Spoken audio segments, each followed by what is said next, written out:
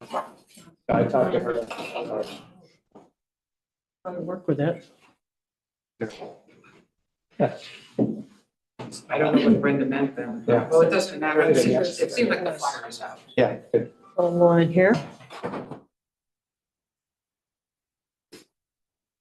There's Chemo. Is Jenny, Jenny's on, okay. Hello. Hello. Hello, Jenny. We can't see There you we are. guys, but we hear you. Oh, hi, Chemo. How are you feeling? You know, I'm here. Pretty tired. I'm good. Not good, Oh. no. Hoping to make it through. Jenny, how are you doing? Okay. There's some sort of bug going around, I think. Yeah, there is. Yeah.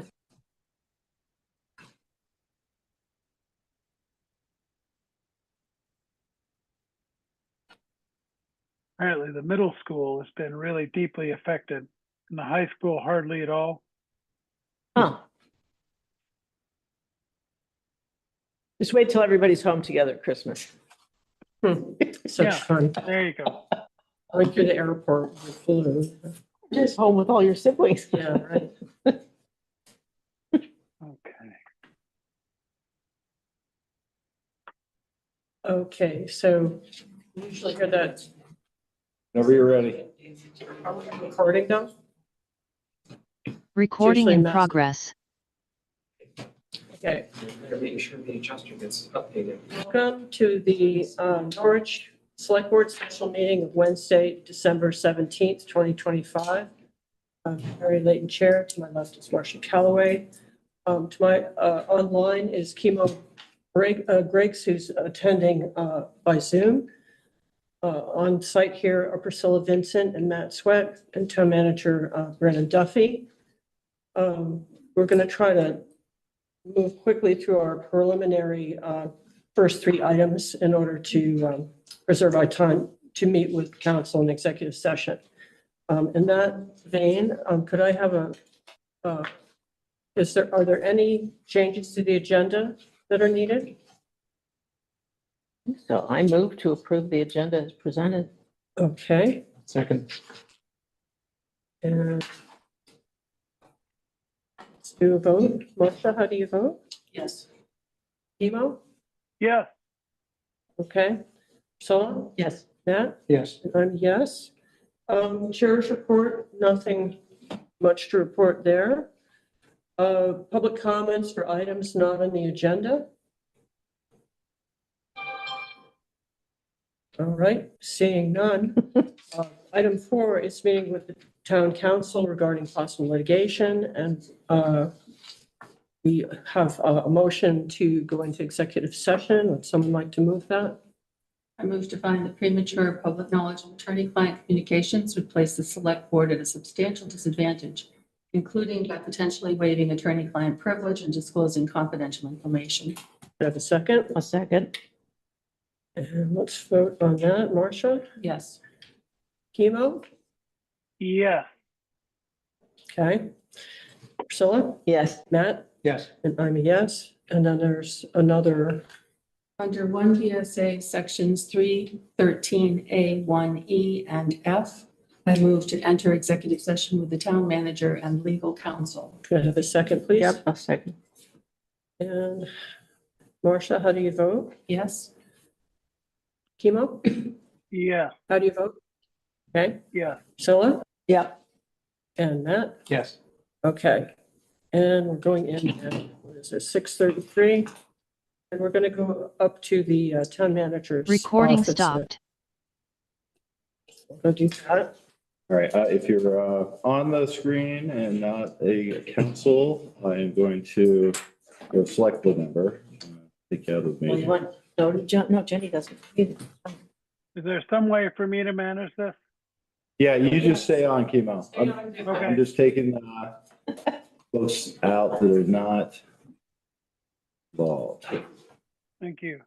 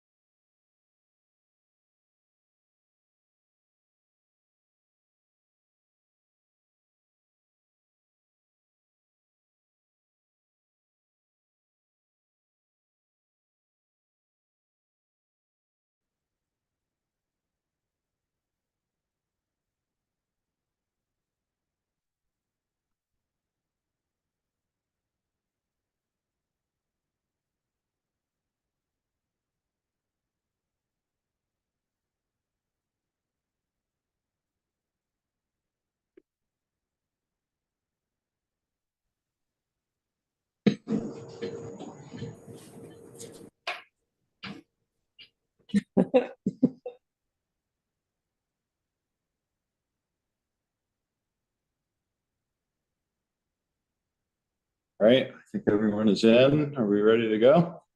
So Recording in happening. progress. Oh, right there. May I have a motion to,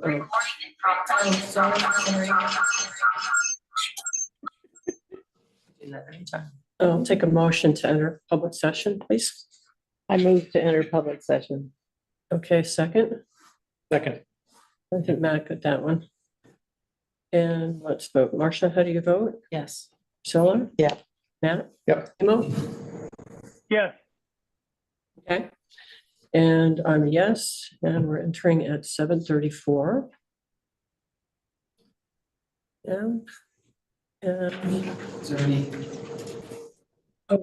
anything to share about the executive session? no, we just went over some legal matters. But it's not anything we can share Okay. publicly, at least at this point. We'll move on to item 5, the fiscal year 27 budget. You want to speak to updates, Brennan, or? Sure. So we are now in our 4th budget meeting. In the packet, you saw a update from Barry about what has changed here. So the lister's budget that we talked about at the last meeting was inputted into the current budget presentation. The town clerk, who had requested a 2-step increase in the salary, that adjustment has been made, and all of the associated payroll items that come with salary have been updated in that line. Those 2 changes have reduced the budget slightly. So we're now at a 2.06% increase from last year. That's awesome. Every little bit helps, I'm sure. So with that, I won't go through this with you. Barry's here as well. We have the draft revenue. We have the draft expenses as of today. I think this is probably the meeting where if there are any changes that would be made to this budget before it is presented as a final budget for ratification, those need to happen tonight so that Barry would be able to input them for a future meeting. Related to a future meeting, I learned definitively today that the petition deadline is the 15th of January at 5 o'clock. Okay, so we have a meeting right now scheduled for the 14th. That's the Wednesday meeting. And I think we will probably need to have a special meeting on the 21st. And at that point, if we've done the budget and that's approved on the 14th, then the 21st could be the meeting where warrants are approved. And that would give us enough time to meet all of those statutory deadlines working back from town meeting. Okay. So potentially we don't have to have a special meeting at the 7th because petition one is a 15th. Yeah, I think we probably don't want 4 meetings in January That's if we good. can help it. So that would be the proposal, I guess, is to have anything that's going to come back to the board done by the 14th. That'll be a chance to ratify this. And then the next meeting, we could do the warrants. The audit, just a quick update. I know Barry had reached out to our auditing firm to try to determine when we can expect final numbers for 25. As of the end of the day, we had not heard back. So that, again, assuming will be completed before the next draft of this is presented. And Barry, I see you on the phone or on the line here. Do you have anything else to add that I might have missed? No, not that I can think of.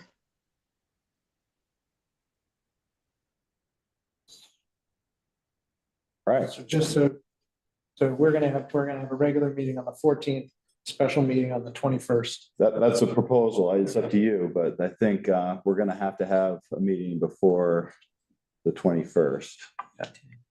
Then would we still meet what would that become, the 28th? I think we probably hold the regular meeting on the 28th. Yeah. Oh, okay. Sounds like a workable schedule to me. It's fine.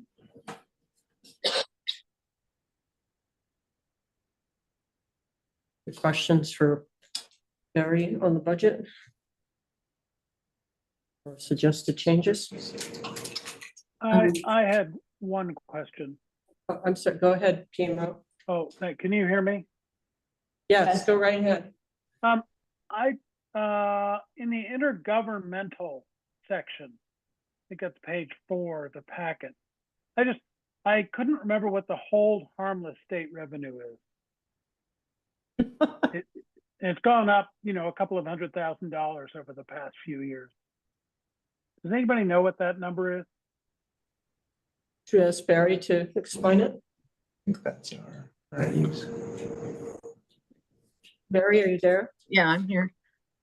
That particular line item has been one that's been confused, that we've talked about before, because there's two. One is Act 60 related, and then there was the hold harmless. And one year they got combined, and in another, again, it's that series of having 3 budgets at once. The hold harmless is in around the $200,000 range historically, and the Act 60, which is up above in the tax revenue, which is something that the treasurer and I have talked about, is bringing that also down into the intergovernmental, and that's more like 15,000. I don't know if that answers your question specifically, but there's been a little bit of confusion because it looks like one year we received a whole bunch of money above and beyond what was budgeted. It was just confusion on those 2 line items on how they were recorded. What is the money for? Current use. Current use for payment. Did you hear that, Kima? The current use? Current use okay, program. thank you. Yep, good. Understood. Thanks. You're welcome.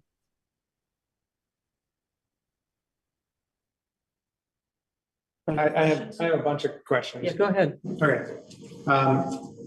It looks like we're anticipating our bank interest has risen a lot, and I'm not sure that I know that it's kind of a guess, but I don't know. Right now, we're anticipating it's going to be about 50,000, and the actuals for less, or the reviewed actuals for FY25 is more in line with like 100,000. And so I didn't know if we wanted to revise that higher or not. It's a question for Barry. She's got her hand up. Oh, go ahead, Barry. So the interest piece, there's still an entry that I'm waiting for the auditors to approve on that. Part of why the interest looks higher is because of that CD that was closed, and we had all that interest from the whole time that the CD, I don't remember, Cheryl can probably confirm if it was a 2-year CD or 3-year CD, but the earned interest was reinvested in the CD instead of allocated. So when the CD was closed, we had this large amount of interest from the CD that then got allocated to the special funds. So what you're looking at there it's not that it overstates the interest that went into the general fund this year, but it's interest from more than 1 year. So I don't think that 50,000 is that unreasonable. Okay. No questions? Yes. Are we good with the legal line item for town admin being at 80? Or do we want to revise it lower? I mean, considering what we just came out of, I'm okay with. I'm just posing the question because it's been a question before. I'd say not lower. Yeah, if I had to weigh in on that question, Yeah. I would say we reduced it from 100,000 Right. to 80 last year. I feel like 80 is probably a safe Sweet spot. budgetary amount. Right. Again, we really can't predict a lot of what we might face in the next year, so I'd rather have that there. Yeah, I've complained about that a lot too, because the actual was 27, but looking at some of the things that appear to be coming up. I think it might be more prudent to stay at 80. Here's in my notes. Underneath the general admin expenditures, there's a designated fund 50 and a designated fund 51 on page 6 of our handout. It looks like we're putting in 21,000, 550. I think Fund 50 is like our emergency, disaster relief fund, and that we're just refilling that. Is that right? And then Fund 51 is our Fund 51, I think, is professional development. Is that right? I'd have to. I'd have to look here. So my main question is, what is that? If it is operational, professional development, that's what I'm understanding. Mhm. It already has $91,000 in it. And I was just curious I'm sure what's the need for it and what's the need for refilling it? And if we have close to 100 grand in professional development fund money, that's good to know of, and how do we use it? So Barry, I don't know if you'd have this off the top of your head. We do have the purposes of all of those, so I'd have to refer to that. Yeah. Well, there's one of those funds is we have to have the balance in that fund be a certain percentage. I can't remember off the top of my That's head. Fund If it's 50 or Fund 50, 51. that's the emergency 12 reserve. to 16% of our operating budget. 16. Okay, yeah, that's the emergency reserve fund. Okay, that one seems fine. My main question there was the operational professional development. Operational performance and development is the name. It's Okay. for studies and for matching funds. Oh, So if you get Okay, a so that's grant different. and you need matching funds, that's where that money is. Oh. And we use it. In August, we had 141,000. So if we have less now, it's something that's a revolving door. Okay, great. That answers my question, because I was finding it hard to read the tiny print, and I thought it was professional development. It's professional studies. Thank you. As we go down. It does say development, but that's how they use it. I have another question when you're ready. Go ahead. Go ahead, Chemo. Thank you. On the town administrative expenses, I noticed the cost of health insurance, which has almost doubled over the past few years, is going up 1%, which seems very optimistic. Well, I'm just wondering if that's a realistic number, that the town clerks, I think health insurance going up about 30%. Given how much health insurance has gone up, am I misreading that? I'd like to answer that one. What page are you seeing that on? Page 5, health This is insurance one- is about Brennan, do you want me to share? 8 lines down. 43,000 and 24, 58 and 25, 79 and 26, and only 80 in 27. Yeah, so what you're seeing there. That's been a huge growth Yeah. number, and suddenly it's flattened. It'd be great. Yeah, Barry, do you have any insight into that? I'd have to look at it again. The only thing I can think of off the top of my head may have something to do with the coverage that the employees have in that group. This is the 005. This is the town administration, you said? Yeah, yep. Yes. Yep. So I wonder, and I don't know that this is true. I will review it. I'm wondering if in the past the assistant was broken up properly between the two departments.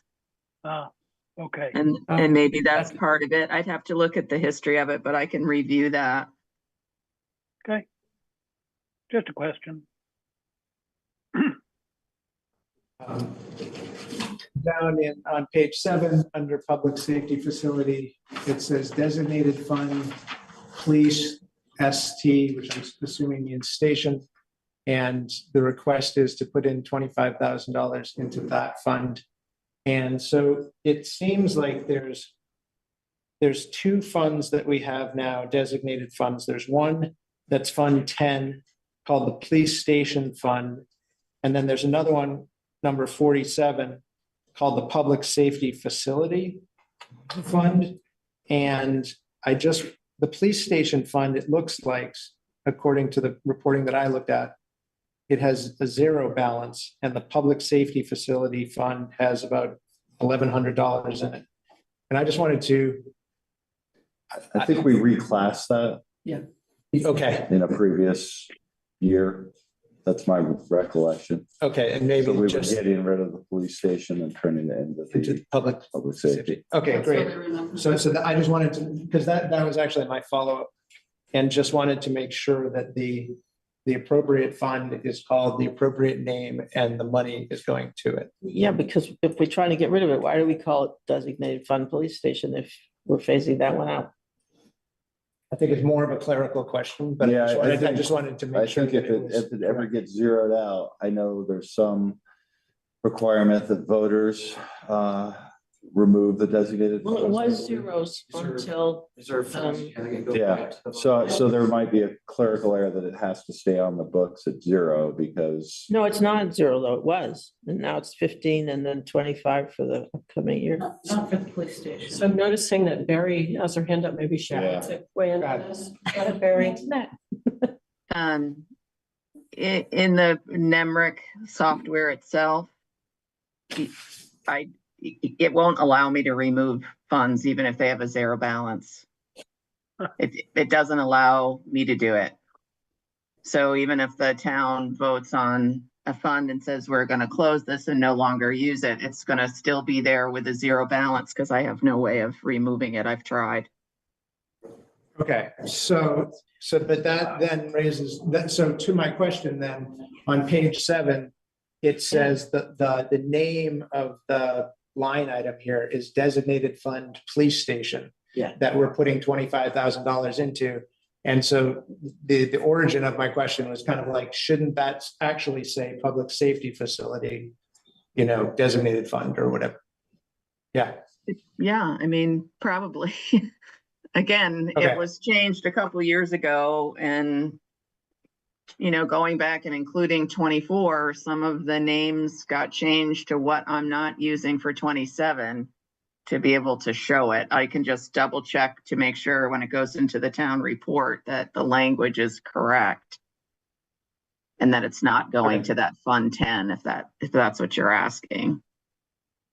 Yeah. I'm noticing. Yes, that's all I was trying to make sure Okay. that when it gets printed up and Yeah. filed, then it's corrected. I'm noticing our police chief would like to speak too. So go ahead, chief. I was just going to mention that we combined a couple or the dollars from a couple of funds, one on the police side, one on the fire side, into that public safety facility fund last year. And so everything should be that unified fund. Thank you. Next question I had was, there was talk of for police on speed signs, we had talked about how the intention of putting $25,000 into the speeding sign line item was to get some mobile digital message boards. And so I just wanted to make sure, to me, driving into town tonight and seeing the sandwich board out in front of town, warning that there's going to be whatever the thing at the Grange, the pageant. I like seeing that, and so what I probably wouldn't like to see is a mobile digital board announcing it in front of town. But that's an aesthetic thing, and a character of the town kind of topic. And so before we said okay to the digital signs, I just thought it was worth kind of having that discussion, because depending on what they're going to be used for, because it seems like more of a it's potentially a want instead of a need, and so it's worth talking about. Just curious what other people think. So I think, and the chief might want to speak to this, his intention there was that we could notify folks of events like a marathon, whatever the running thing is. So the street's going to be closed for a period of time. It is aesthetics. I think it is also serving a safety and a function of informing a driver that they're maybe going to encounter something on a road, or we had a culvert washout somewhere and we were going to have a tour. It could be placed in a position where it would give someone a forewarning that that road is not going to be a through road. So I think those were the intentions of that. As far as where it's deployed, if we purchase those, I think that's more of a policy discussion of, I'd like to weigh in on it a little bit too. I think they have at least one in Hanover, but it's on like Route 120 outside of town. Like if you saw it right, in the middle of town, it would look ridiculous and it would be an eyesore. But one might be great on Church Street farther down, slow everybody down, or just in some of the more peripheral roads on 10A. So I think it could fit in, but I wouldn't put it, like you say, Matt. I think that, sandwich board is much more in keeping with how we want our town to look. Yeah, So- but by the time you get to where the sandwich board is, it's kind of game over. It's right. Well, it's for announcing it in advance, Right. So I think if it's on 10A, if it's up on the hill, as people are coming down over on Beaver Meadow, something like that, on the peripheries of town so that people slow down. You could maybe have it. I don't know. I think we're really going to have to deal with speeding issues in our town, but I can think of some hilarious messages you could have blaring at people in certain spots. All right. Humorous or whatever. But I just please consider slowing down. Yeah, I think this is a safety thing, and sometimes if we could save a life, a runner doesn't get hit by a car, That's true. that's worth it. well, I think there's a budget question of, do we want to buy these signs in this current budget we're talking about? And then there's, if we have a sign in the future, how is it deployed? So it's not an eyesore, it's not deterring from the aesthetics of the village. And I think those are discussions that can occur at that point. Okay, I see Cheryl has her hand up. Yes, just to. Do you want to come over here? So is it speed signs? Is that what this is under? Is that what you said, Matt? It's under speed signs? I had a follow-up suggestion to it, but. Okay, can I just ask again, what is the quantity of these that are being requested? Was it one or was there multiple? I believe it was one. Chief Romeo, do you want to speak to that? A lot of that is going to depend on where the costs lie. We, trying to predict costs even 6 or 8 months down the road is kind of like throwing spaghetti at a wall right now with tariffs and everything else floating around. Depending on makes, models, and what we can get and what we decide to go with, there's a possibility we could squeeze 2 into that number. Most likely it would just be 1. We'll try it out. Thank you, Chief. Yeah, try it and see.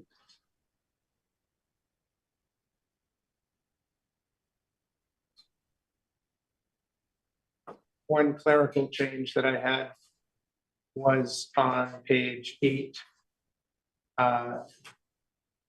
That the underneath capital expenditures for designated fund fire station for 135,000, that should be under fire apparatus. And I'm sorry that wasn't picked up on Where is it? earlier. Page 8. Page 8. Yeah, I know, but where? On capital expenditures, there's kind of line items. One is designated fund, fire station, fund 6. And so that should be 0, and then designated fund apparatus, it should be 135,000. That's just a clerical change. No numbers change. It's just No numbers, What is just the wrong clerical. line? Yeah. Oh, wrong line. Oh. All the way across or just, Correct. So it would be designated fund apparatus, fund 25 should be 135. okay, And the fire station should be 0. Correct, yeah. I think that actually speaks to what Chief Romeo was saying, was that that fund a little while ago got absorbed into the public safety.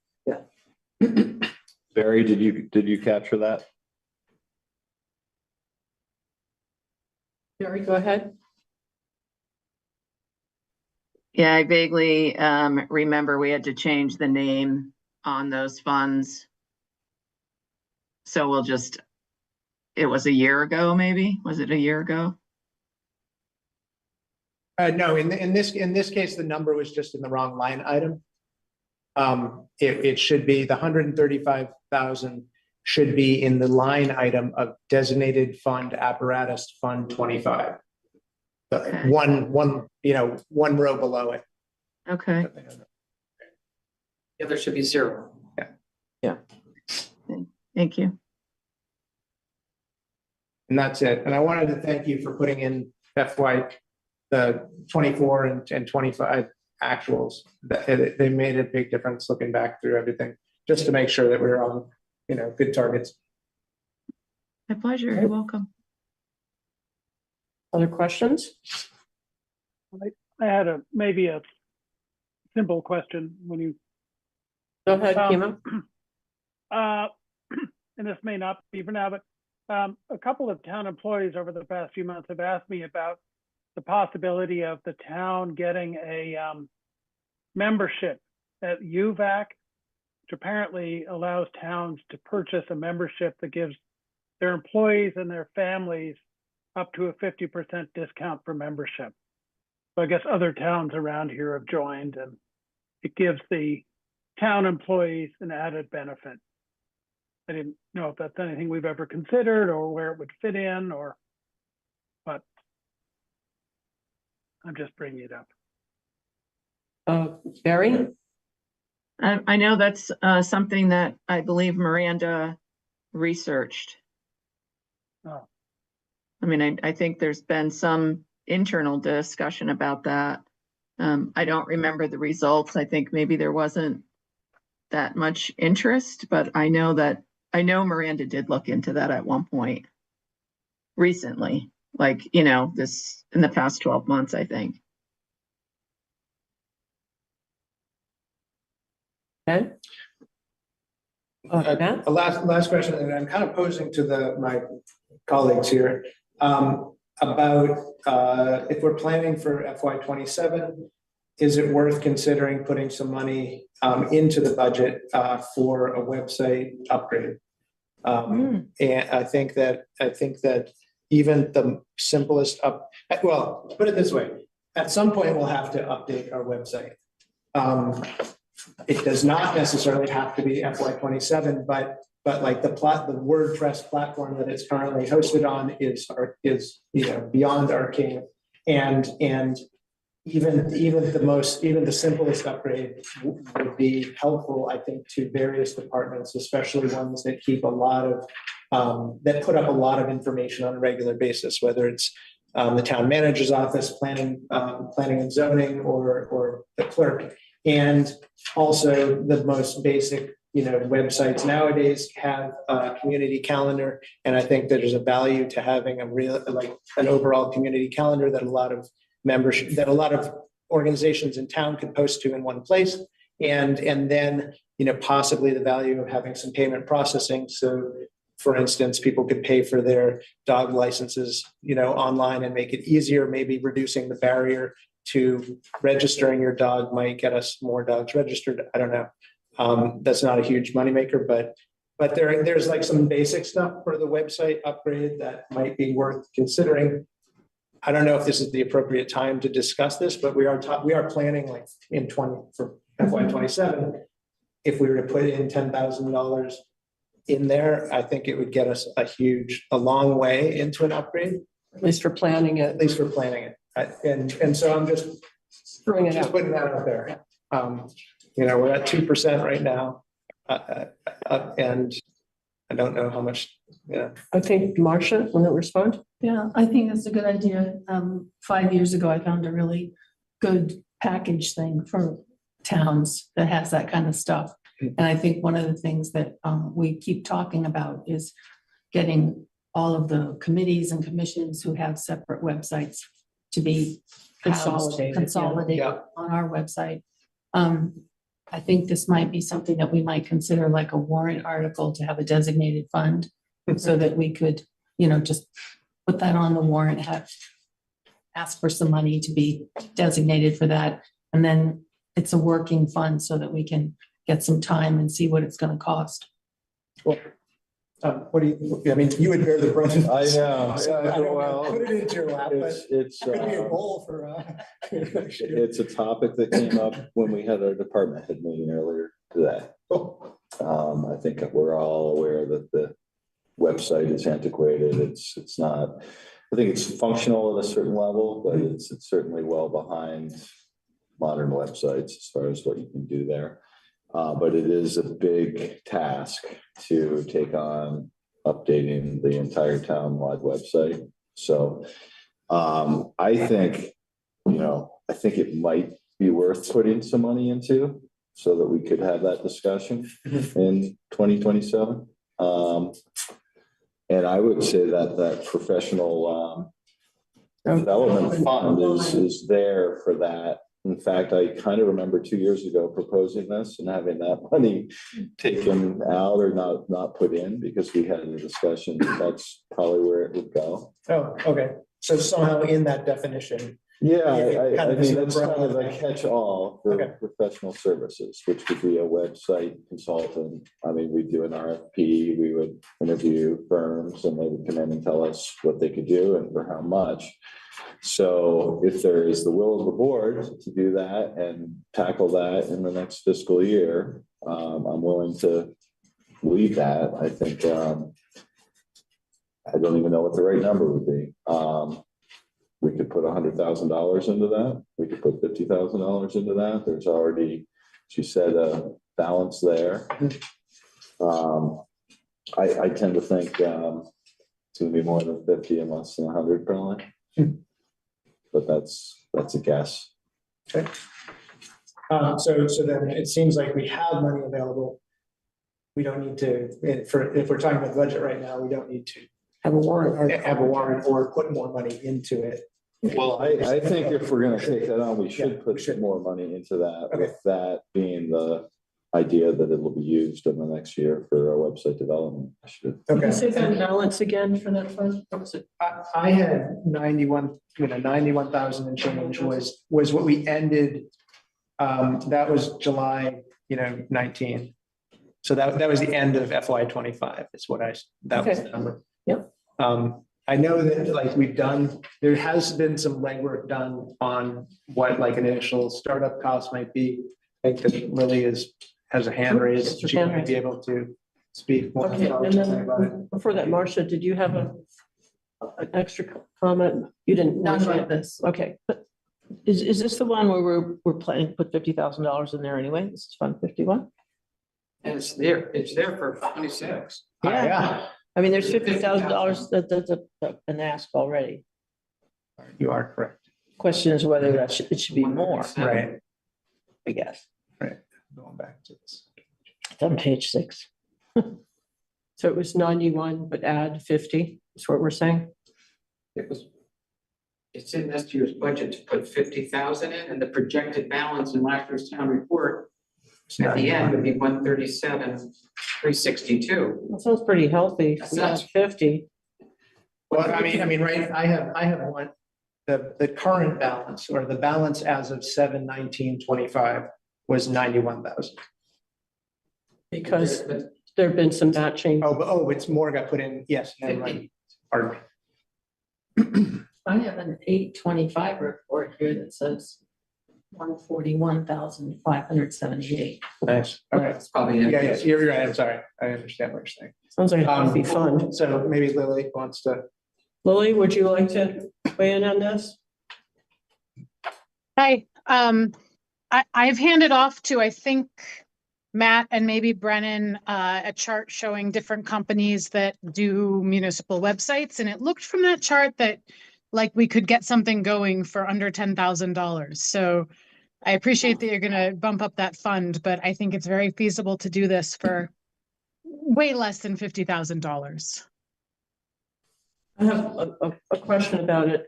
Once you found appropriate software, who would maintain it? And that might have a cost too, both time and money. I think, But that's one of the questions, you know, as you go along. yeah, we can explore it. We have a lot of, I mean, we have IT needs, you know, we have a server that's gonna need to be replaced at $20,000. I mean, there's a laundry list probably of things that are gonna come our way for the IT. You know, if it's 10,000, that's great. I feel like that's low, having done one of these in Rutland. Maybe we could plan for understanding how to make it sustainable, both in terms of hardware, software, and maintenance. Just to develop a plan so that, you know, we don't say, well, now the server's going, oh, now we need a person to maintain it. Oh, now we need this. Well, our thought would be to go to potentially a cloud-based server, and that seems to be the modern way to go approach. But there's logistical complexities with that as well. So I think if we're gonna do it, something out of the box isn't gonna do it for us. It's gonna have to be customized, and that's always more expensive. So for the purposes tonight of the budget, if people are comfortable that that's a place where that money for a web design initiative would come from, and we have money there that is sufficient, then I think we're good. And this is a discussion for a later date of how and when. Well, the question is, I mean, in the past, that's been used for some studies. And what studies are coming up that we would be tapping that for? I have no matching studies on my radar. Okay. Okay, I think it's reasonable. Oops. Okay, Cheryl? Not related to this, so if you still want to chat more, I'll wait. Oh, look. Something else about the budget, but not this particular. Are we done with this one? I think we're done with Yeah, I this. think that. It sounds like a positive I understand thing to do. more. Sounds good. Okay. Cheryl? So, yes, just going back to what I said last week at the meeting in public comments, is there any room in the budget for replacing the bulletin board out there that we post our notifications on? And it is possible there are funds in this current budget request. I just didn't know, and you know, it really is something that should be, just like the website, brought to speed. So I don't know what people. Well, we have a Tracy Hall fund, I guess would be my answer, with a lot of funds currently untapped. If that is a priority in the future of the bulletin board, I think that's going to be a small monetary piece related to the budget. Those of us that pinch our fingers think about it every time we post. Yeah, well, there are a lot of facade issues that we could do with little money that would make the front of the building look a little more presentable. And now that we've removed our giant ugly bush there, it's been trimmed down, it's been subdued. That was a shock. You know, do we want to keep an ugly bush there? Like, I was thinking walking around town before the meeting, a nice little 10-foot Christmas tree that we could light up at certain times of the year might be or like a living thing. Yeah. Oh, nice. Yeah, and Chemo, I think, had thought about how do you incorporate that space so it's Sitting more area. used space versus just a walking through if you're cutting across. You So can put it in that list. yeah, I think that goes into the Tracy Hall discussion of what we could do to make things look better around here. I think that replacing the sign, you know, incorporating it with other improvements is fine.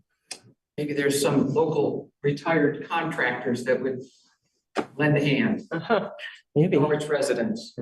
probably several, I would think. Okay, any other budget questions? Marcia, did you have another budget question? I don't have a question. I just Or have comment? 2 comments. I'm really not comfortable with a 2-step increase for the town clerk. I think everybody else is getting a 1. And I think that the lister's 84.76% increase is unreasonable. I just think there's something more reasonable that we could do.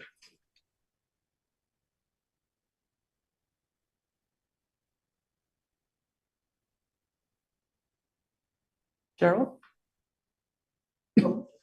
Just a thought on the listers piece, with the hopes of the next item on the agenda, that 84.76 would not look like that. To reallocate the funds up to that budget line item. So I think if you went back to what we were showing in ours, it would not be that type of an increase. So But there's a corresponding 84% decrease on contracted professional services. It offsets that. yeah, that's right. And that's the other piece. So, and then a few lines down, there's the offset.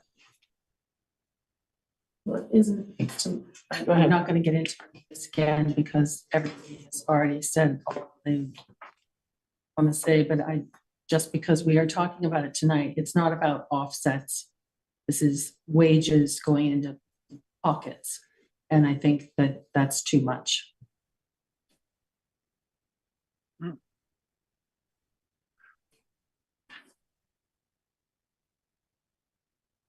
Any other comments or discussion on that? Well, I guess I Go ahead, might Kimo. address that. I think if my calculations are correct, the listers are asking for approximately $33 an hour. Is that right? I know as a crossing guard, I get about $25 an hour. I think recreational council people get about $30 an hour. I think $33 an hour with no benefits is a very reasonable cost given the qualifications and expertise that is now required of a lister. The job has changed over time. It doesn't seem unreasonable to me. Or I guess I'd ask, what would a reasonable number be? Marcia? Well, I guess if Brennan, maybe you can help me, what is a median range for listers? I mean, at this point, we don't have the certification done. It's supposed to happen during the year. I just think it's a lot. This town's gone from 4,500 to 3,150 or 500 to whatever it is in the budget, 60 something. So that's my feeling. So, Well, the lister's total budget ask 4.5%. I think that's pretty good. They're just reallocating resources within. I don't have any problem with this. I don't have any problem with the town clerk's wage increase either.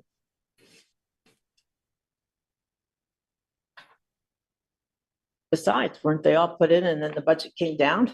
Isn't that what Barry's memo said? that happened. So. Shall we move on? I know Chief Romeo was hearing at the last meeting that there might be a further discussion about adding his request to get tasers for the police department as far as their equipment. So I don't know if there's any more information needed. Matt is here. He could probably speak to that if people are interested in hearing about it. I am too. I'd like to I understand the safety aspects of it. I'd like to have a number, suggested number. All right. Well, why don't we turn it over to Chief Romeo? I think he can provide some information. Good evening. Thanks for taking a second to talk about this again. I apologize if I had hack and cough. I'm still trying to get over whatever this crud is. For a department our size, to contract with Axon for ECWs is somewhere between about $4,800 and $5,200 a year. That includes sending everyone to an instructor level training, which is a little higher end than just the user level training. Gives everyone a little more in-depth understanding of mechanisms and so forth. I realize sometimes they can be a little bit of a hot topic, but they're a pretty standard law enforcement piece of equipment at this point. With our officers predominantly working by themselves, it's important to give them less lethal capacities so that they don't have to escalate into a use of deadly force, something along those lines. Additionally, I know, especially in this area, there may be some historical knowledge of an incident several years ago. A lot of that has been scientifically debunked, and I'm happy to.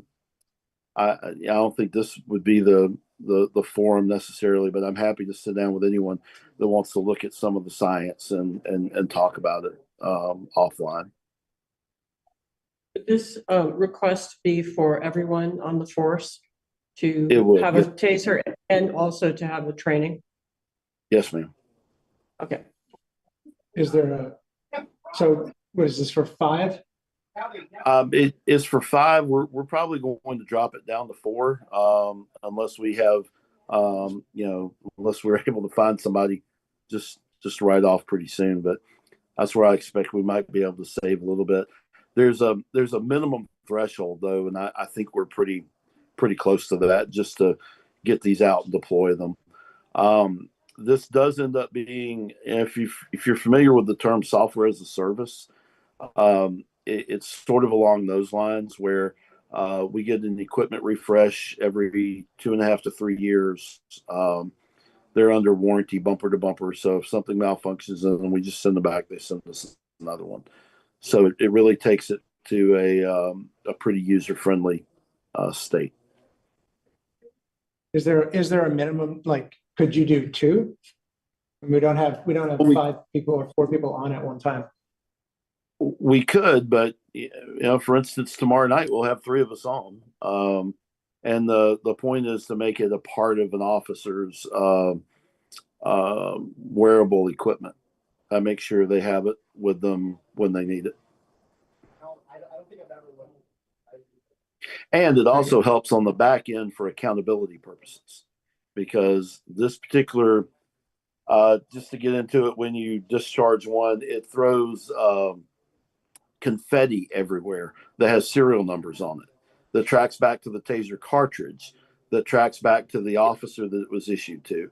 And we can download, in the event of an allegation of misuse, we can download that particular officer's weapon and prove one way or the other what happened. So it goes a lot to accountability by having them individually issued. Thank you. I guess the only last follow-up question is sort of, have there been times since you've been here as chief or that you know of in Norwich where something like this would have been used? Yes, sir.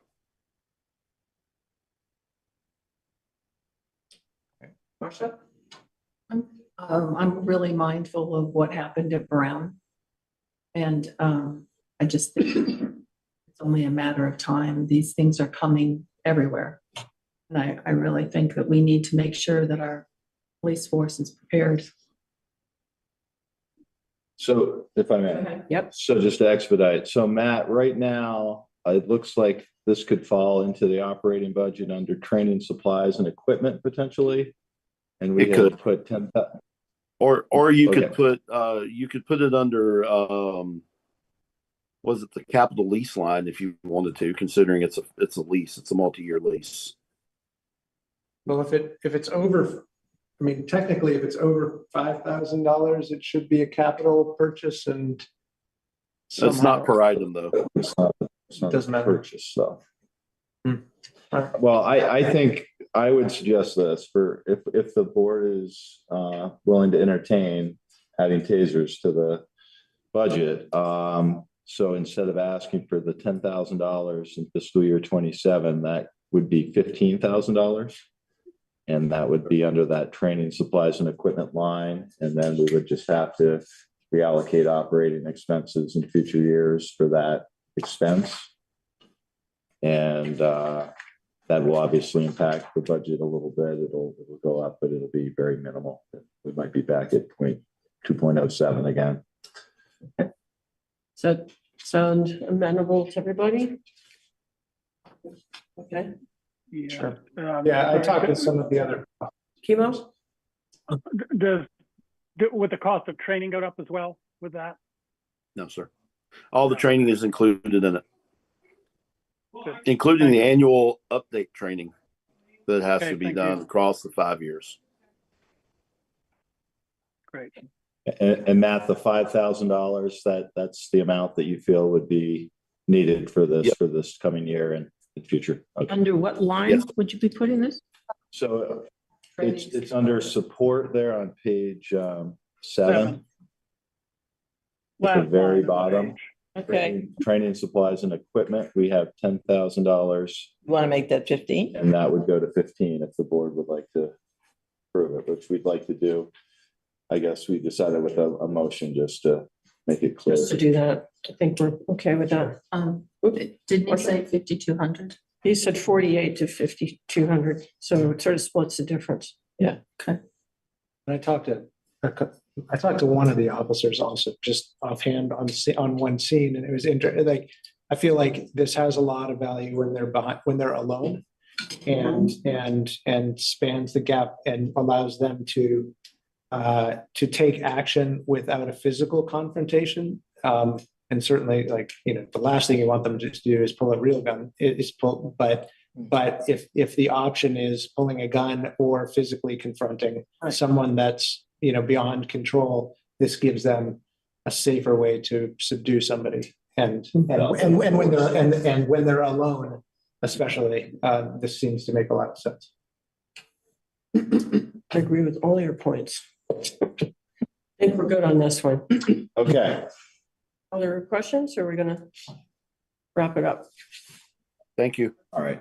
Barry, would you like a motion, or do we have consent, and that's all we really need, I guess. I wasn't sure if we were gonna have 10 of these or one of these, so we can keep track of this one, I think, with just approval of board. Okay. Are there any other things Any other changes about tonight? to talk about tonight? Well, changes or to talk about tonight. Changes, I You mean guess. to the budget, right? Yeah, Yeah. yes, So I think we're good. okay. So, Oh, I'm So sorry, we'll- one question. Mary, you had said we might need a motion to add $5,000 to that, I did, for the I taser. did. Oh, for the tasers? I suggested that, chemo, just we had talked Oh. about it at the last meeting to make it very clear what was getting changed, but I think with just one major change Good. like this, it's Done. okay. Just incorporating it. We're good. So no motion. No motion needed. Okay. Okay. All Well, let's move on then. Okay, so if we can, just to clarify, so Barry will make those 2, I think, changes of what I wrote down. We will have this in the packet for the 14th, which will be the next time we meet, and that will be the final draft, which would be then approved and ratified, and that's it. Yeah. Good. Thank you, Brennan. Thanks, Brennan. Thank you, Barry. Thanks, team. Very. Yeah, thanks, Barry. All right. So now we'll move on to item 6, Mr. wages.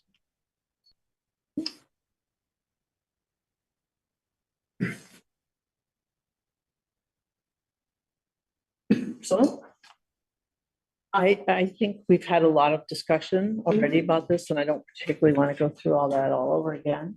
I think we've had time to think about it. I think we've been given certainly, plenty of information, and so if you would permit, I'd just soon make some motions. you want to make a motion or more than one? Two, Okay. or I could make one that's part 1 and part 2. I mean, would you like that? I think maybe we all have a motion. Well, So how do you want to handle that? we could listen. I mean, I did ask people to write down ideas for motion. We could listen to them all.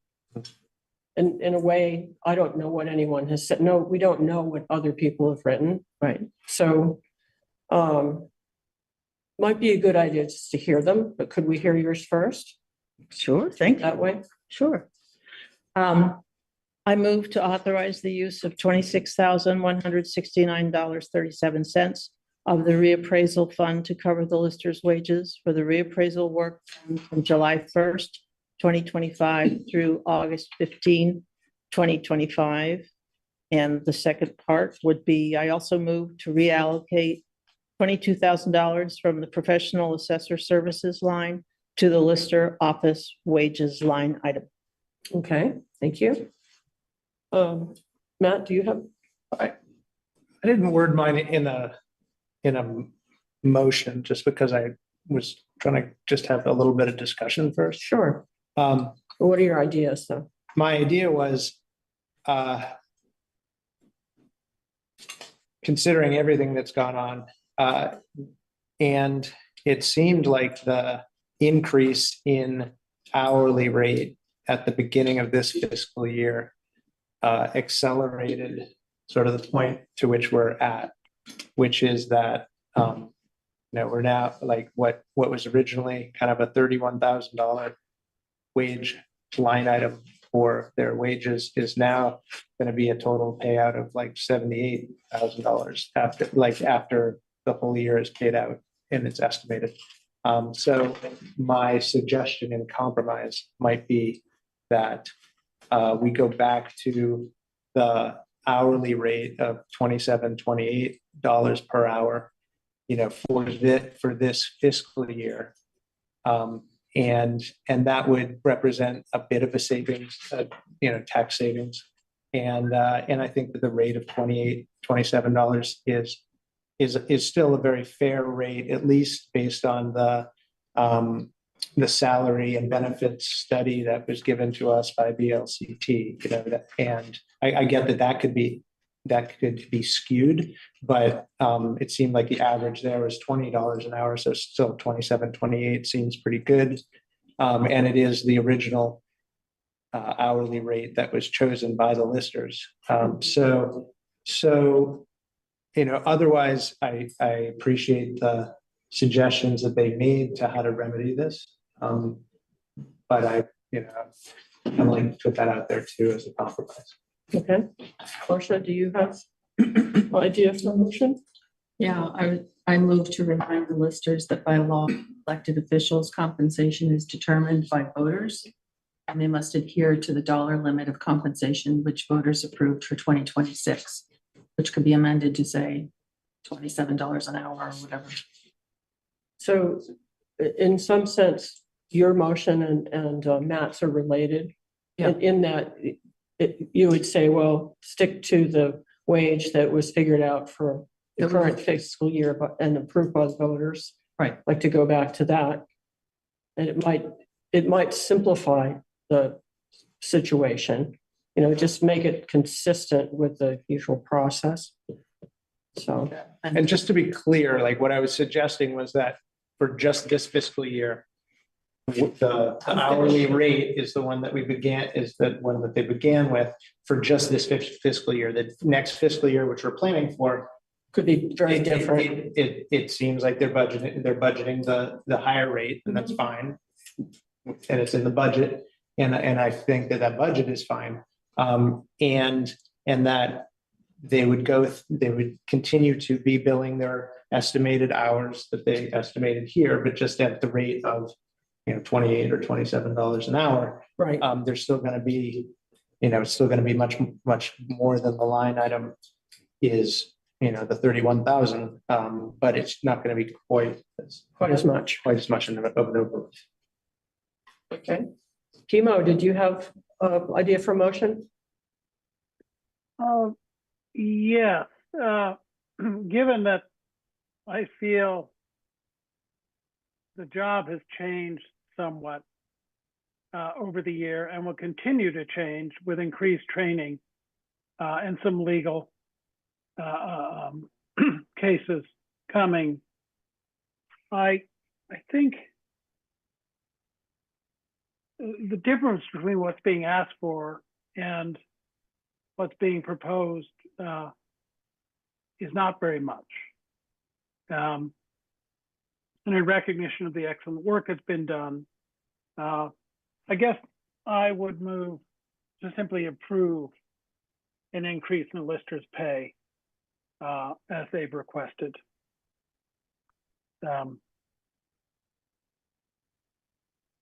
Retroactively, like for this fiscal year? I would make it retroactive, yes, to July 1, 2025. That's I realize essentially that's- what I. Okay. All right, everybody. So what were you saying, Priscilla? That's essentially what I propose, to pay them for the Yeah, it work is. done from July 1st to the 15th with one batch of the money. This is not going to change the bottom line. I mean, they're not going to exceed the total amount for their department that was budgeted or voted on. Okay, yeah, like your proposal just, it shifts some money within their internal budget is what you're saying. Yeah, within this year's internal budget. Do you want to tell us your motions? No? But it does. Not, I don't know how to lead this, so I'm asking for your opinions on this one. Although I do lean, I think what I would like, what always sort of bothered me a little bit, even, it's just how this came up in the outside of the budgeting process. So to me, being consistent about the amount that was approved by voters last March, the hourly rate that went into the budget that was approved by voters, to me, it just holds some weight. Whether or not there is another line item where the money could be transferred, like, there's no assessor apart from KRT, if shifting funds, yes, there's room in the overall budget, but as far as the wage, it's just bothered me since June 19th that action took place outside of the budget process. So I would tend to want to go back to the structure of it as it was envisioned last year, and the wage amount, the hourly amount of 27-28, as Matt was saying. I would be inclined to go in that sort of that direction with it. So it's just my notion of trying to keep the process consistent and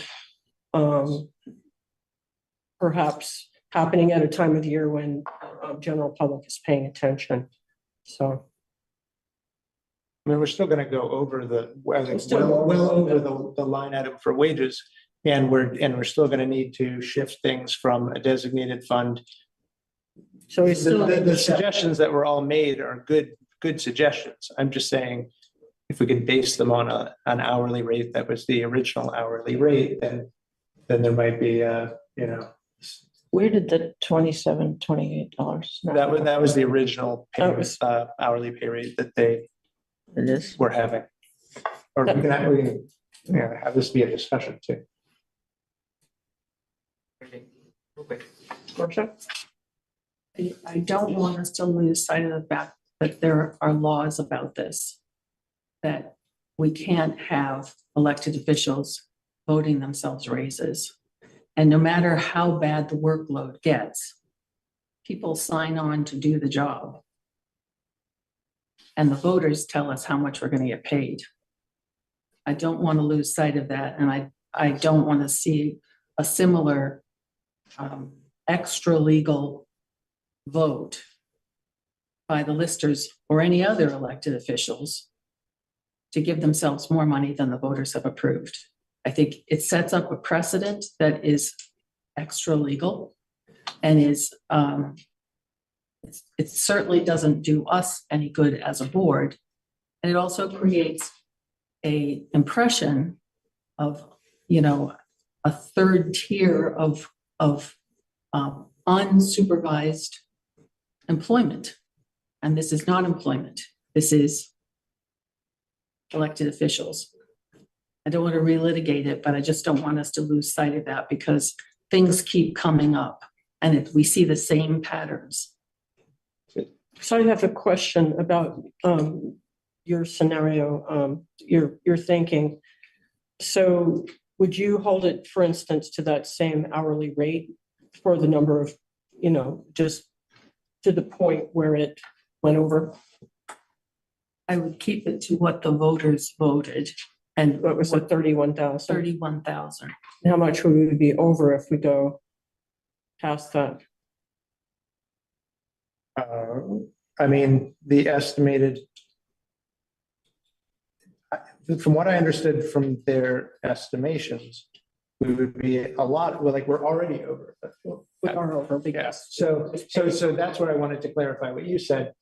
I am not suggesting that we, like, a very strict interpretation of this would be that the lister's wage line item was voted on by the, by the public at 31,000 and change, and they cannot get paid more than that. And I disagree with that interpretation. That's So not my, that's not your that's interpretation. not what I'm Okay. saying. All right. I'm saying the voters voted for a wage, Mhm. and that came before the budget was voted. The budget came later and it was 31,500. Mhm. Now we've got a vote for hourly wages and we've got a vote for amount of money.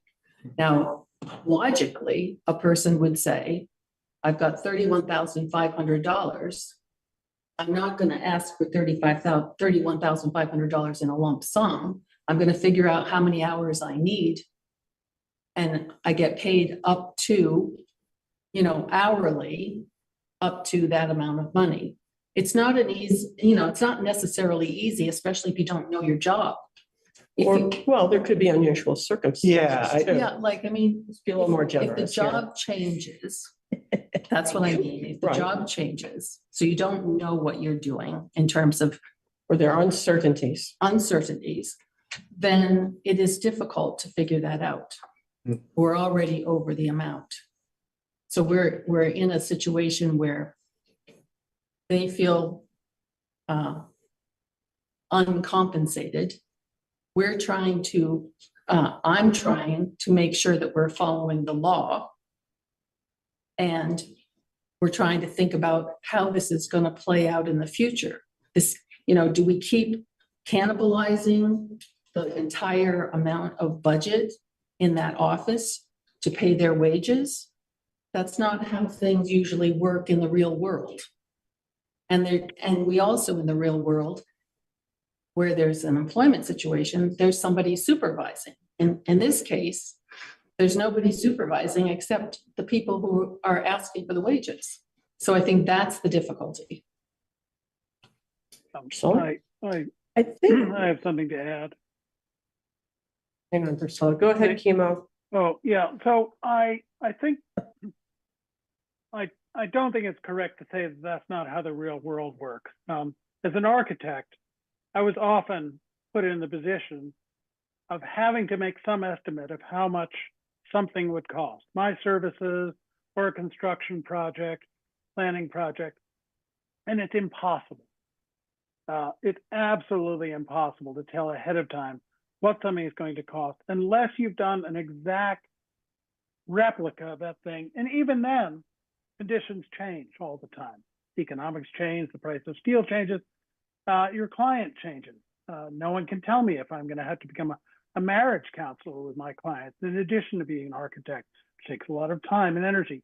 I think real world is like this situation. We had a vote last year or this year before many of the conditions that we're working under became evident. We didn't know how our assessor was going to work. We didn't know how KRD was going to work. We didn't know how many BCA hearings there would be. There's absolutely no way that we could have predicted how many hours this would take and then neatly divide that salary into those hours in a fair way, unless it had gone more easily than usual. So I think this was an unusual year. The job went well. Typically when a job goes well, or if I've done a job well, I would go back to my client, say, gee whiz, this took a lot longer than anticipated. Can we, do something? And sometimes, not frequently enough, they would agree that I'd gone above and beyond and that I'd done things that were not part of my scope. And I think that is the case here. Things were done that were not part of the original scope that any of us envisioned. So I think it is fair to treat this as a real world condition. Okay, thank you, Priscilla. I think when voters vote on the budget, they vote for total amount. And if they have beefs with individual things, individual line items, they don't really have any way of expressing that because they have to vote the entire budget up or down. We do our best, I think, in all the departments to stay within the budgets that were proposed. You know, we have the total. Sometimes the department's budget has to spend more. That just happens. In this case, the listers are not asking to spend more than their total budget. I don't think the voters care about the little line by line. And also, I don't know why we as a select board have the right to tell another department headed by other elected officials, presumably co-equal us, how to run their department. I don't think that's quite right. I think they should be allowed to manage their budget and run their department as they see fit. We do have to suggest an amount to the voters. They haven't a vote. They have that vote's been approved, where nobody's suggesting changing the total department budget. Okay, let's go to Matt. In general, I would agree with what you said. And I think for me that the sticking point here is that we are also being asked to approve an allocation from their designated fund for reappraisal to cover wage overrun. And because we're being asked to do that, and I'm fine doing that, and I understand why that makes sense, I'm also asking that that we calculate the wage rates at the unraised rate. So I'm sympathetic to paying them for all of their hours, and I realize that the hours that they estimated as best they could are the actual hours are and will be way more than what they thought, and they should definitely be paid for all of those hours. And I would like to help, to reallocate some of the money that was put into the reappraisal designated fund and use that towards their wages. But that's where we're being asked to step in. And so as a return, I'm also saying, could we lessen, return to the unraised hourly rate? And maybe it's not maybe the difference is not that different in the end. The way I calculated it, when I took the total number of hours that they're estimating that they would put in for fiscal year 26, paid at the original pay rates versus the raised pay rates, it looked like it was a difference of like $12,000 or something like that. And so, because I did it on total, and it's not, so it's hard to speak here on the spot and try to voice my thoughts. Mm-hmm. I'm completely sympathetic to what it's like to be on a job and have it go sideways and still continue the job and do it great. And that's what they did.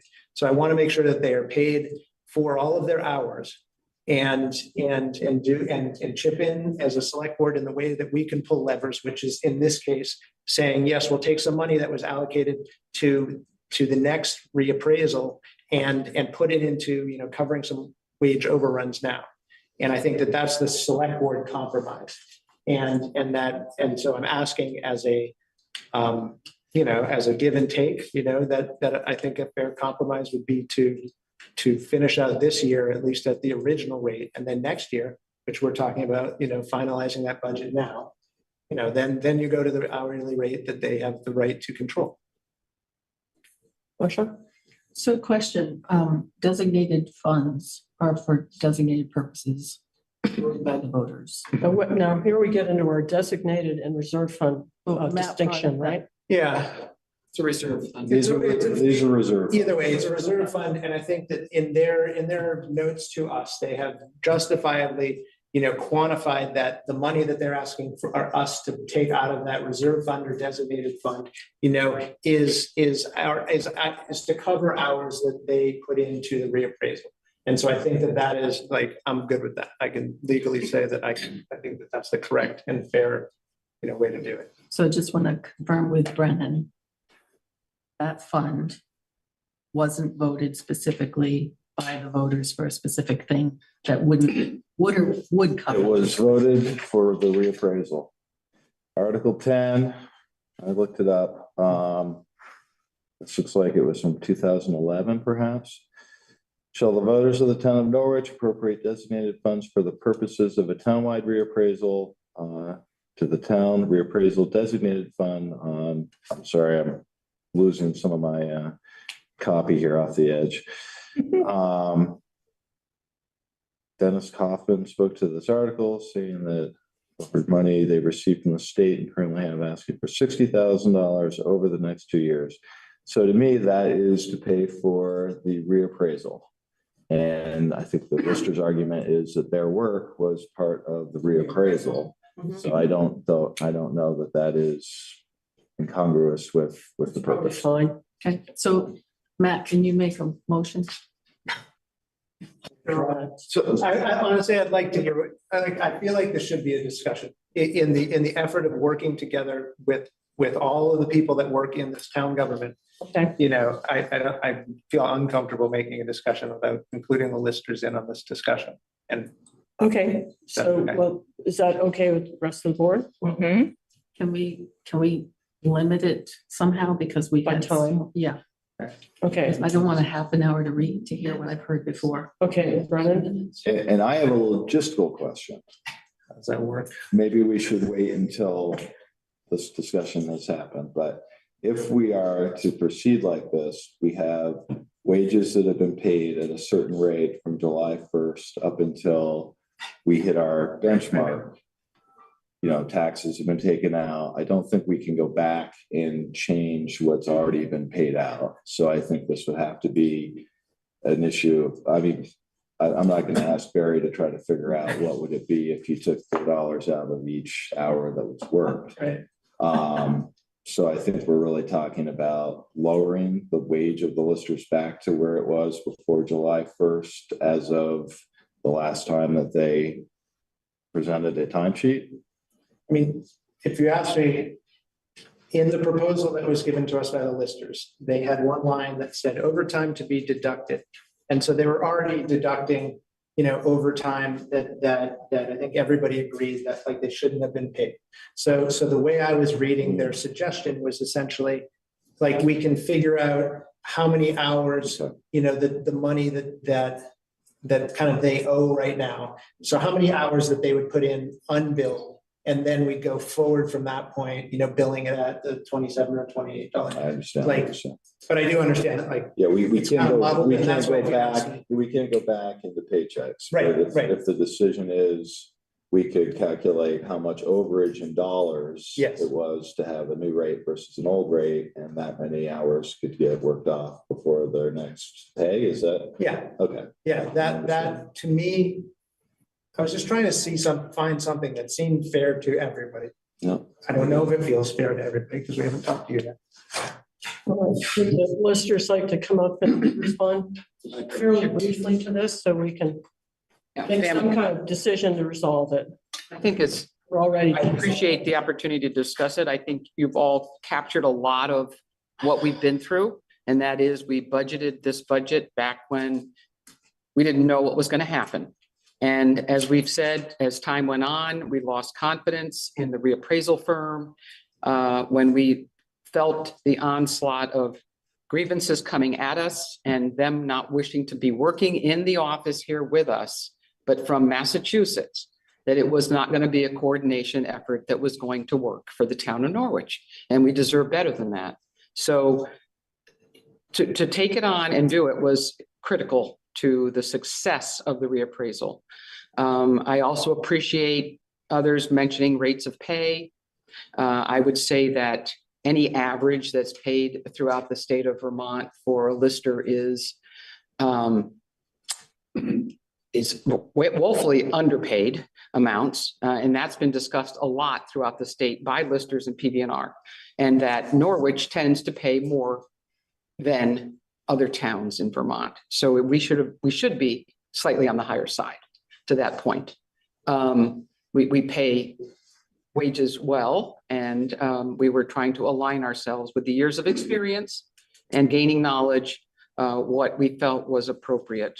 Again, we didn't anticipate this, and I appreciate the conversation, and I'll let Pam comment on a couple things. Yeah, I want to take us back to December 6th of 2023, when this board, I was a member of this board, we had a discussion about the Lister's budget for FY25. And the Listers had asked for the 4,500 plus the 27,000 for what was in clerk's wages. So that'd be 31,500 plus 25,000. And I think it was in the 24 budget. And when we were talking about this, the Listers had increased that request. And during FY25, the Listers were asking for $67,500 as the combination of all of the three categories. It ended up that there was a vote 3-2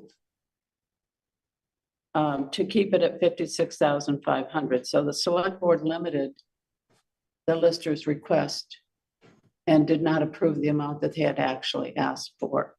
It says $56,500 for Layton, Arnold, Callaway. Against Smith, opting for $67,500, and Vincent opting for $61,510. So when we talk about the 31.5, it's kind of unfair to expect the Listers to work within that budget when it wasn't the budget that they had actually requested. And I did a little study. Cheryl and I talked about what we think our effort will be this next year. And we came up with a rough estimate of about 650 hours per Lister. So if you take the total of that, 3 times 650, and you divide that into the 31.5, you'd come up with about $19 an hour.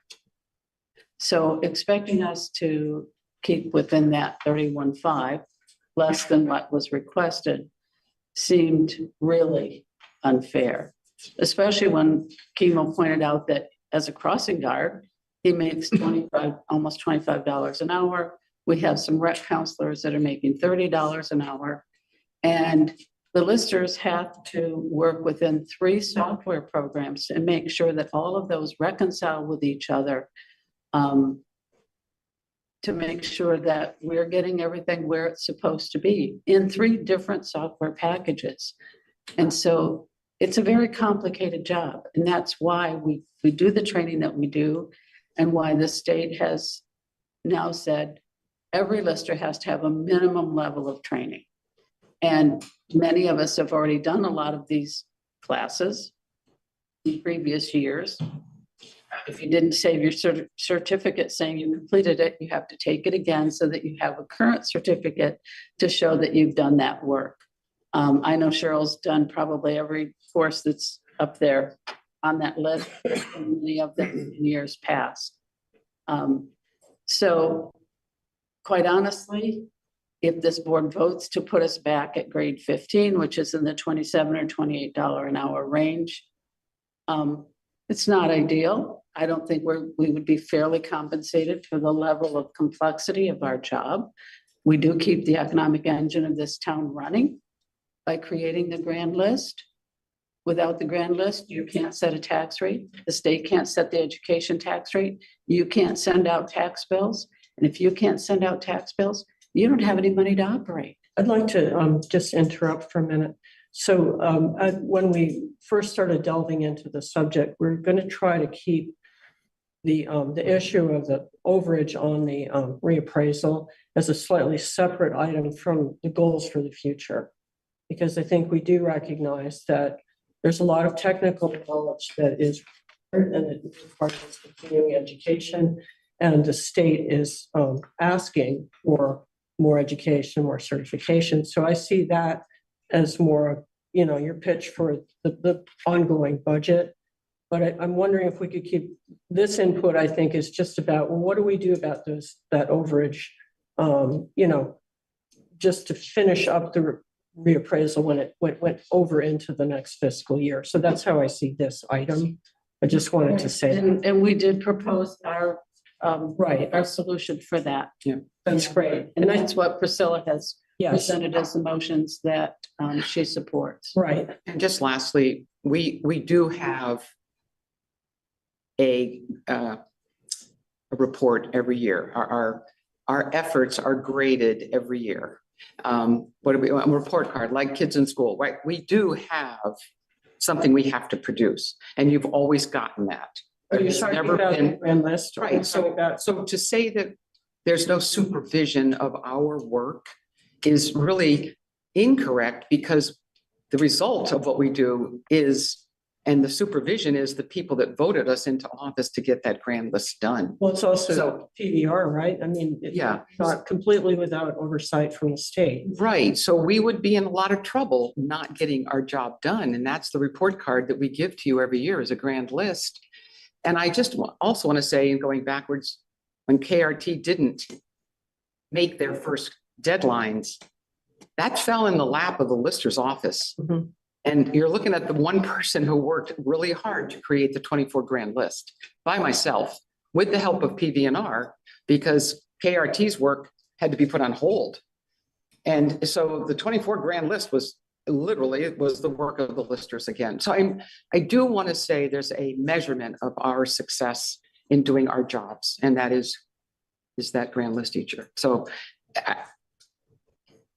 I'm flexible on things, but I think it's important to realize what the other pay grades are for other town positions. And I just feel that that is something that should be taken into consideration. I've been a lister 12 years now, and if I was given over the years, I probably could be further along that pay scale, Matt. I don't know, but I'm guessing if people get a good review, plus the cost of living, they go up every year. And for 12 years, there was nothing, and I accepted that. I'm not being critical of it, but had it been hourly back then, I could be in the 40s per hour. Who knows, right? Who knows? But just to your point, and to thinking through the pay rate, I think it's probably not a lot of difference, like you were saying. Yeah, and Numbers. I think that if I could, Yeah, go ahead, Matt. I do think it's an important distinction between, I support your budget for FY '27. I recognize how much value there is to having listers that are really good at what they're doing and paying them appropriately. I'm just trying to focus on how to deal with like an incredible overage in wages for FY '26 that you stood your ground and did the good work, and so it's very important that we're not very incredibly rigid in saying your budget was $31,000 for your wages. That's all you can do, and you have to work the rest of the year for free. Like that would be insane. But I was trying to come up with a compromise. You're also talking just to essentially a volunteer, someone who volunteers, at a very low pay rate too. Yes.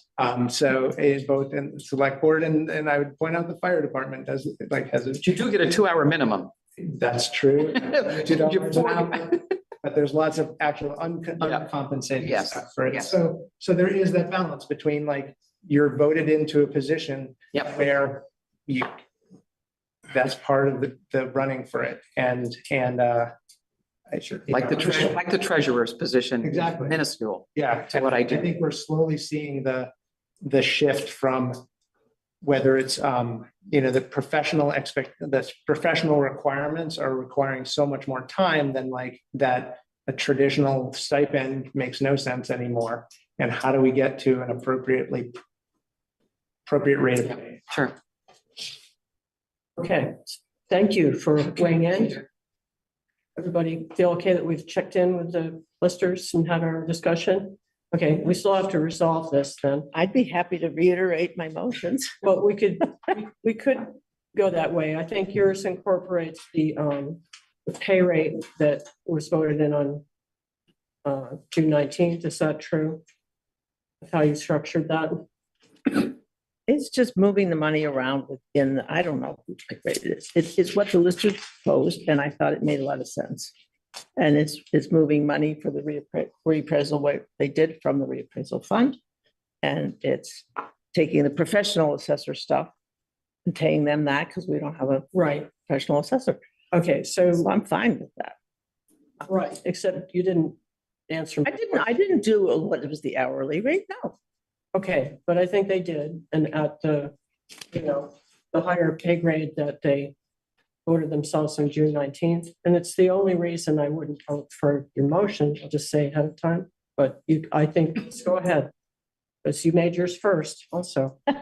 So we'll see if I can get 3 votes. Let's go for it. Okay, I move to authorize the use of $26,169.37 of the reappraisal fund to cover the lister's wages for the reappraisal work done from July 1, 2025 through August 15, 2025. I also move to reallocate $22,000 from the professional assessor services fine to the lister office wages line item. Is there a second? Second. Okay, Chemo seconds. I'll second them both. Well, they can be just combined, I think. Okay. It sounds like one big motion, right? Okay, yeah, I don't care. First, okay. We have discussed this a lot. Shall we just vote? Let's vote and see what happens, I think. So. Yes, no, abstain, whatever. Okay, Marcia, how do you vote? No. Okay, Priscilla, how do you vote? Yes. And Matt, how do you vote? What did you say no? Okay. And Chemo, Yeah. you wrote yes? Okay. And I am a no. So that one goes down. And I'm wondering if we could make a one along the logic of what you were saying, Matt, a simple one. It may not have the exact figures, but how can we express how to do this? That's what the trouble I've been having this all along, how to express this in a simple way. So If we were to modify that motion and like that moves things into, essentially it moves a lot into the lister's wage line item. And then we can take the wages paid out of that line item and just at the rate of the rate what would we be calling it? The July 1st rate of pay? We don't have a July 1st. Or what was it before you got June the 19th step was up? the change, right? Okay, so the June 19th. July. Yes. Okay, Effective July What was 1st. effective July 1st? Can I try to help? yeah, sure. Yes. please. Just related Thank to you. this, because I looked up the numbers and I think I know what they are. So prior to July 19th. June listers- 19th or July 19th? No, I'm sorry. June 19th. June 19th, before the listers meeting where they voted to have the increase. It looks like Cheryl was at $28.16 an hour. And Pam and Ernie were at $27.07 an hour. I looked to the listers just to confirm that sounds like the right. I couldn't quite hear you, but you said 28,815? $28.16 16. was what we were calculating for you.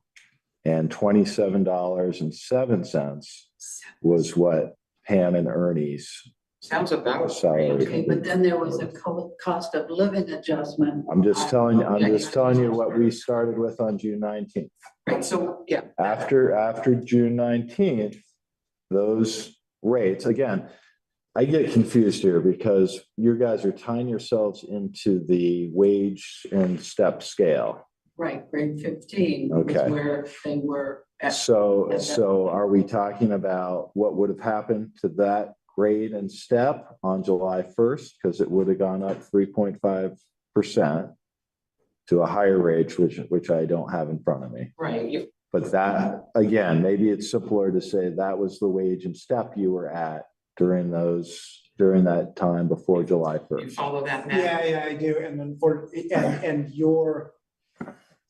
and your raise went into effect the first day of what? July 1st. July, so, FY right, so 26. the COLA Got it. impact on the new wage and the wage scale would have brought us up by Right. the COLA adjustment anyway. Right. Yeah. And that would, I don't know what it would have. So I'm trying to figure out how to word this. So- I get what you're saying. Do you I'm trying to think, figure it like, out. just to help Brennan's comments, Yeah. would it be thoughtful to say, like, right now, we stop what we're doing and submit everything at the rate with the COLA adjustment on July 1st of those Of those steps. of those hourly rates? I would be fine with that. And Yeah, I was go trying to forward not put from- numbers on it and put the definitions on it. We submitted timesheets and for the pay period ending November 8th. We haven't submitted anything since November 8th. So we could at That's our least go last- back to the other rate and from those timesheets forward. Okay, and then if we could interrupt for a minute, because Marcia also has a comment here. I'm just totally confused why an elected official gets a COLA raise. I just don't understand this. Well, does our town clerk get a COLA raise? The town clerk is under a long-standing agreement that's different from this. And if you look at that old case, it talks about long-standing agreements from 1885. Okay, so again, I'm fine. I'm perfectly comfortable paying them a good rate for good work. And I don't know that the COLA thing is I'm fine with COLA as well. Okay, But doesn't that then, if you go up with COLA, you go down with the hourly rate? The wage and step agreement tells you what those are. Right. Chris, provided by the HR department of the town, and those are available to look at, so we can see that. An employee. Nobody, the town voters haven't got the jurisdiction under law to vote to change you from elected officials to employees. You're an elected official, like it or not. You were the board member that asked the listers how they were going to set their pay rate. Right, and we had We no gave you our budget, answer. we had no budget from the town. You were supposed to do that based on what we got from the town, and they gave it to you. okay, Brennan wanted to comment. So just to try to expedite this, 'cause we've spent a No, lot of time over the last 3 meetings debating this. So if Matt's proposal is accepted, that the listers would go back down to where they were at grade 15 as opposed to grade 18. They've been paid out grade 18 wages. They've been paid out overtime for that period in July and August where they were working on the reappraisal. So I think the simplest way is not to worry about the dollars. I think it's to say grade 15 step E was the 2707 where Pam and Ernie were. Grade 15 step G was where Cheryl had been. Then that goes into the COLA for the fiscal year 26, which is going to increase that by 3.5, which we'll figure out what number that is. And that they would go forth from November 8th on at that rate.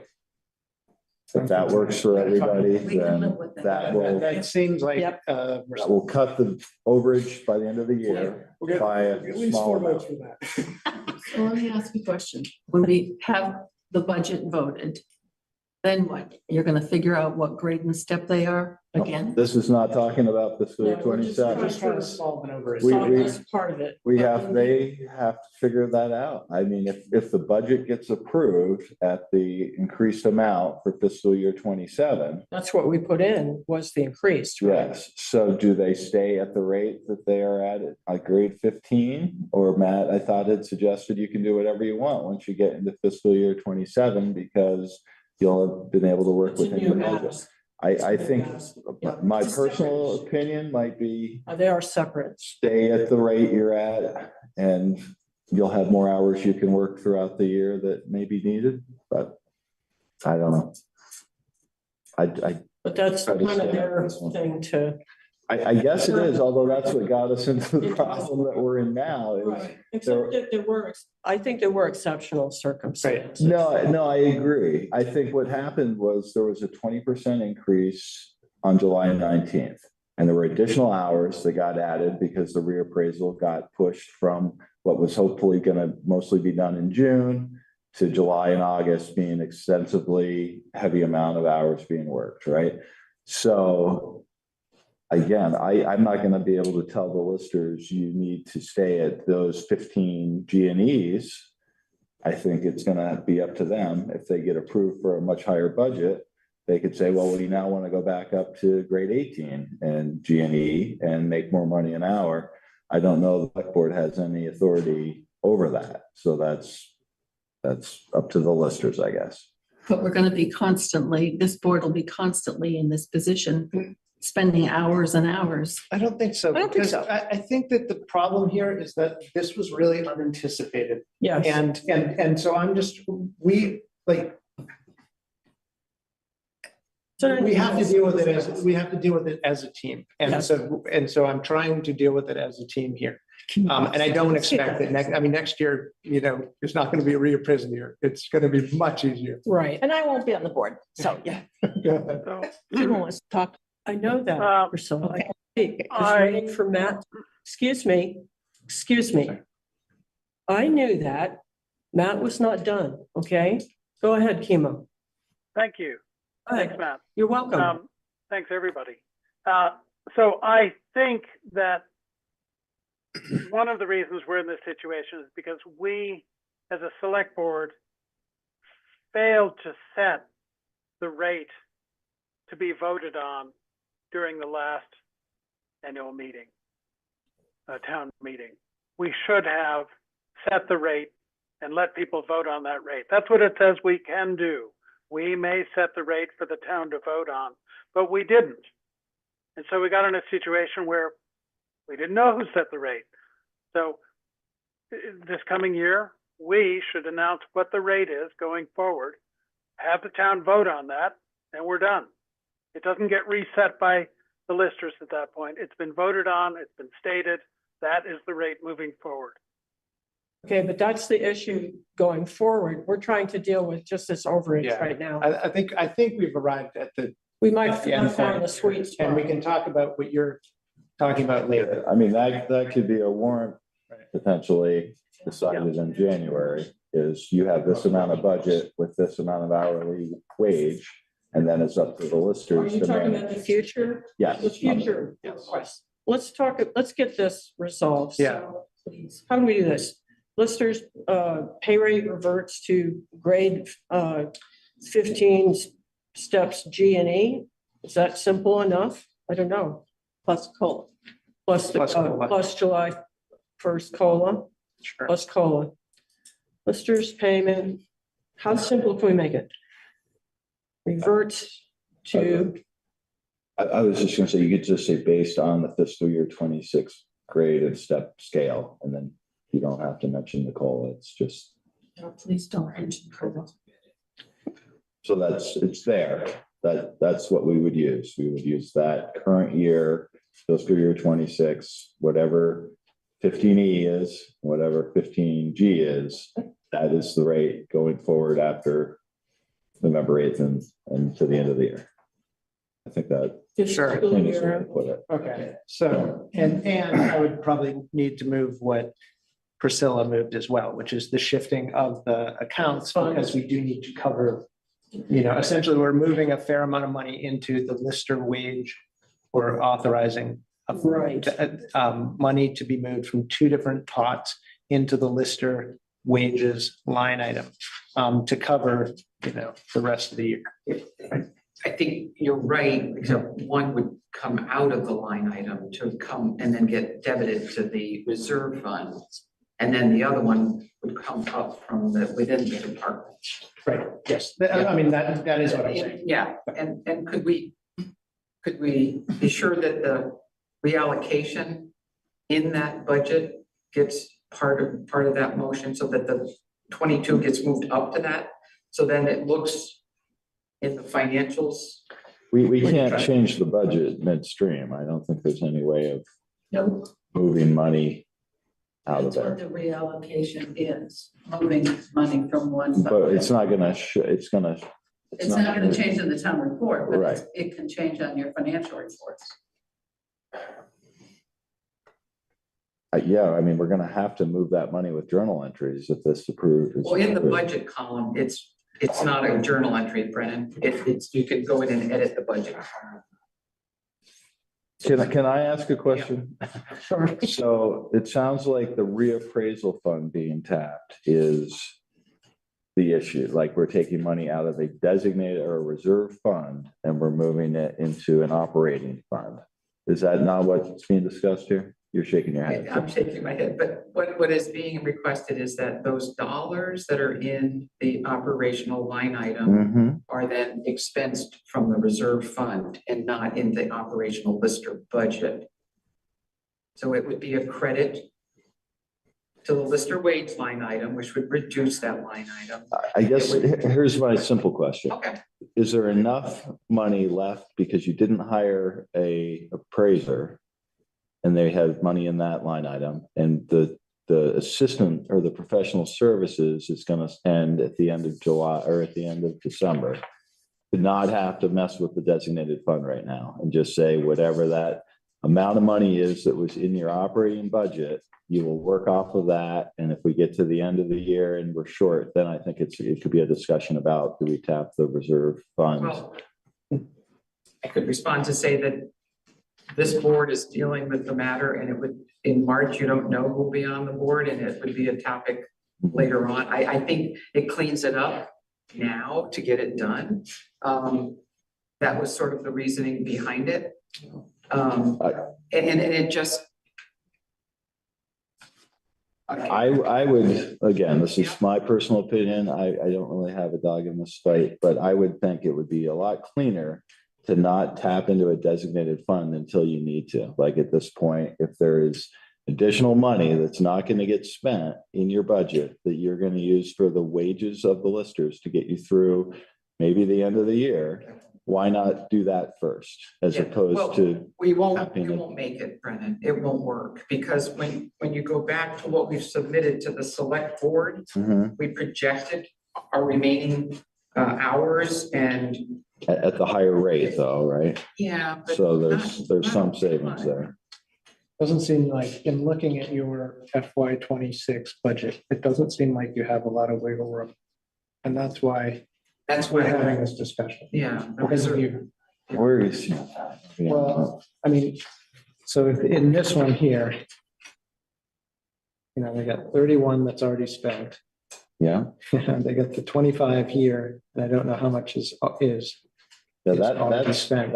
there's $20,000 there, right? In contracted services, that would be Amanda Bellew's amount, which was capped at $5,300 through the end of She's only December. drawn 3,000 and we have informed her that we will not be using her going forward. So Right, so you got So you got $22,000 And there. then if you're, you have a fractional software, your update for software, I mean, that's coming up, but is that the full 16? Well, Or are you gonna have money in there? it's coming up, it's 2340,250 plus $6,000 Right, it was prorated, right? for Catalyst, but then there may be some 3 months worth of whatever the numbering fee is. We don't know what that is at this point. All right. It's usually right around $500 a year, but it could be more this year. We don't know. This looks like 16,000 plus to me. Right, so that there Well, might be. we've wiggle already room paid there, out some of that Because that's a because we prorated had to thing pay for half the the year. support agreement for the current version of the software. And when we go to the new version of the software, that's more expensive, plus there's money for conversion and for training. So the invoice, the order form that you have in the packet tonight Yeah, totals 834250. It okay, would be additional bill to that line item. I think we have 9 something in there now. yeah. So when we did the memo back for the last meeting, we went through the changes at the end of the memo. Yeah. To show you that, wages through mid-November that Barry provided us was roughly 40,500. And that we needed to work off the overtime of 1,550. Yeah. If we then transfer take some of the 26 out of the wage line item to the reappraisal fund, it would be at 12,000, say 800. And with the anticipated wages remaining that we projected, it would be we'd come up to about 52,100. That would compare to the 31,005 that's in the budget column for wages. Added to it the 22,000 from below would bring that up to the 23,500 against the 52,100 projected.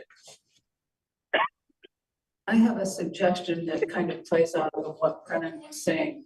What if you move the reappraisal money now? And if at the end of the year it's determined that we didn't need all of it, there shouldn't be any objection to moving money back from our wage line item back to the reappraisal fund. So You can't, but that can only be done by a voter, no, right? No, you're in charge of you're in reserves. charge of the money. Once it's put in the fund, it's only the select board that can decide how it's spent. So if you move the money over now and it's not all needed, at the end of the year, you could say, well, maybe there's $4,000 we didn't need, move that 4,000 back into the reappraisal fund. Just a suggestion. And so the bottom line is, after moving the reappraisal amount over, Brennan and Matt and whatever, and working off the OT, which we've probably already done that anyway, but in the lower rate, the anticipated projection for our wages would come in lower than the 52,100 that we projected on the memo. And that would be sitting against the 31,500 plus the 22,000 being reallocated. So that's a 53,500 total. I'm still not understanding if the $22,000 could be found in the other piece there, which was the contracted services. Doesn't that cover your nut there? Isn't that getting you to the Not 53? to get to the end of the year. No, Well, it I doesn't think cover it the is. reappraisal work. No, no. The first 7 weeks. Because their year-to-date wages is 40,000. Yeah. Their projected, like, from now till the end of the year is 39. Right. Is that what I'm reading? Yeah. That's why I'm saying, like, this was a significant Yeah, overrun. it's 79. And it's very hard to make this up Right, without so- asking us to move So stuff. Brennan, the from there. 52,100 that Cheryl was showing is taking into account moving 26,170 in from the Already. reappraisal fund. Yeah, it's like, Out you can't move this money, Okay, unfortunately. I agree. So this projected amount of 39,000, that's projected at the high rate that was. Yeah, but it doesn't, when I ran the hours at a rate of 33, the total hours expected in the year at 33 versus 28, you know, there's a savings. It's not, and it seems like it, but we do need to move stuff from the reappraisal fund. Make it work. Yes. Yeah. Whatever we don't spend is gonna go back to the bottom line overall for the current fiscal Right, and year. that's why I'm saying at the end of the year, you could say, well, they didn't need all the money we moved in from the reappraisal fund, so let's move some back. Or it just becomes a part of the surplus. Okay. Well, I think again, you want to protect that reappraisal fund, right? Yeah. Because Yeah. we want to keep building that for 6 years from now. And we did that. Follow this fund once again, right? Yeah, and we did that analysis as well to make sure, but we did, and we still have 9,500 that goes to KRT.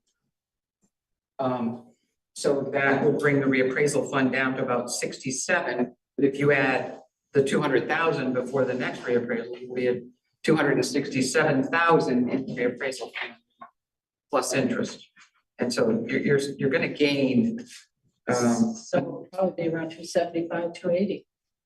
right, for the next reappraisal. 6 years. So. Are we any closer to having a motion? So Matt's working on so it. if we are saying I'm trying to make this as simple as possible.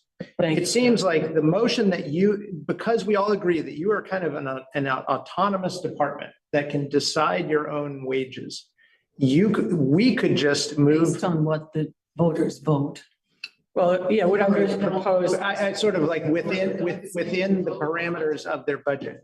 Compensation. Like you could, I don't need to pass a motion to move you back, to your grade 15, step E, grade G, based on FY26 pay scale. You can do that, right? So I don't need to motion that. But we understand that's what you're asking. That's what we're asking you to do, but I don't need to motion that. You as a department can pass that. But And- we need to be specific because we don't. It's probably easier for everybody's record keeping in the long run to have it in the motion that you will ask you will require the listers or request the listers revert back. So then I could move to authorize the use of, and we'll use your number, 26,000. It was rounded. Let's just I say, rounded it. let's just say $26,000 of the reappraisal fund to cover the lister's wage for the reappraisal work done from July 1st, 2025 through August 15th, 2025. I also move to reallocate $22,000 from the professional assessor services line to the lister office wage line item. I also propose that the listers consider changing their pay scale from grade 2 back to grade 15, step E for Pam and Ernie, and grade 15, step G for Cheryl, based on the FY26 pay scale. Period. Have we covered everything? I think so. Yeah, Jenny. The collective mind. Good thing we're recording this. All Yeah, got it. right. You got that, Jenny? Yeah, thank you. Can you read it back to us, though? Oh gosh, That's a now lot. you're putting me to the test. I have I the think I gist can of go it. through it one more time. Yeah, Hold yeah, on, Matt. actually. I can do it one more time. Jenny, let Matt do it one more time here. That was a Okay, lot. thank you. Could Yeah. I make a suggestion? Only if it's good. Matt, Sure. The select board has the authority to set the rate. And I believe we got here by not setting that rate last year. So we should set the rate, not expect the listers to set their own rate. It's why we're here now. So we should. A proposal. Sure, at the rate. Okay, that's fine. And I can disagree with that later. But I move to authorize the use of $26,000 of the reappraisal fund to cover the lister's wages for the reappraisal work done from July 1st, 2025 through August 15th, 2025. I also move to reallocate $22,000 from the professional assessor services line to the lister office wages line item. I also set the pay rate for the listers at grade 15, step E for Pam and Ernie, grade 15, step G for Cheryl, based on the fiscal year 26 scale As of going forward from November 8th, 2025. Wow. Did that make sense, Jenny? That's a lot. I mean, at that point, it's Yeah, no, recorded. that's good. It's also recorded, so it's Okay. fine. Thank you. Can you remind me why November 8? Because that's when they stop submitting hours. Oh. All right. Motion has been made. Is there? Second. Thank you, Priscilla.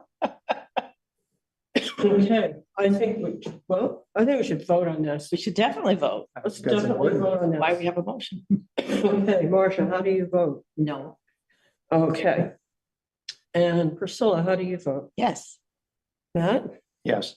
Chemo? Yes. Okay. And I'm a yes. All right, well, gotten over that hump. Thank you, Betty. Yes, thank you. Thank you. It's been a slog. And we appreciate the effort. Oh, actually, It's unusual. But I can Sure. I could- I have that one there too. You can have that one, too. Now, do we need a break or do you want How much more do we have to go here? no break or just I just want to finish. muscle on here? Okay. That's great. Oops. Okay, so yeah, these don't look as time consuming. I did the wages. Next item is the multi-year, number 7, listers multi-year software agreement. AssessPro. So the motion, Sure, I move to approve a contract with Catalyst to provide AssessPro software for the Board of Listers for a term of 4 years for a total cost of $42,932.31. second, Second, a little too late, or chemo. Okay, is there a discussion or questions? Oh. What are you pointing at? Raising my hand. People. I just have a question. Yes. So one of the issues we are finding and investigating going to a cloud-based server is that the AssessPro that you're currently using is running off of our in-house server. Right. Is this new software, and you might not know the answer to this, is this the same technology, or in this newer version, do we have any idea whether this could be hosted in a cloud server? And if you don't know the answer to that, I would completely understand It it. is cloud hosting. That's Yeah. what. Okay. That was my. That's why the fee is so much Okay. more, is because. So, it so includes this, cloud this might be a hosting. win-win then, because that It takes the was, demand off the town server. that was a logistical issue we were Right, trying to work and- through. And there's $4,500 to convert all of our databases from the current server base Onto their cloud. onto the cloud server. Okay. So that's why there's a fee to do that, because they have to convert the data into the new format. Okay, that's good. It's on, like, the Amazon Cloud Services where it's hosted. All right. Thank you. Questions and comments? All right, Let's vote. yeah, seeing none, let's vote. Marcia, how do you vote? Yes? Priscilla? Yes. Matt? Yes. Emo? yes, How do you vote? All right. I'm a yes, so that one's approved. And now we have the listers memo about errors and omissions. Someone move that, please. I move to approve the Board of Listers request to correct the 2025 grand list to set the value of parcel 20-256-002 at $719,300. Your second? Second. Okay. Any discussion or questions? Seeing none, I guess we'll vote. Marcia, how do you vote? Yes. Priscilla? Yes. Matt? Yes. Emo? yes, Close up. Okay, I vote yes. All right, now to the number 9, DPW spending request, equipment and undercoating for new Freightliner. So I move that one, please. I move, go ahead, Marcia. I move to authorize the expenditure of $20 from Highway Equipment Fund number 7 to purchase equipment and undercoating for the Department of Public Works new Freightliner truck. Is there a second? Yep. Okay, Vincent. I think it's great we're getting it undercoated. Oh, yeah, preserve the value. Great. Okay, any discussion? Emo's dying. Questions?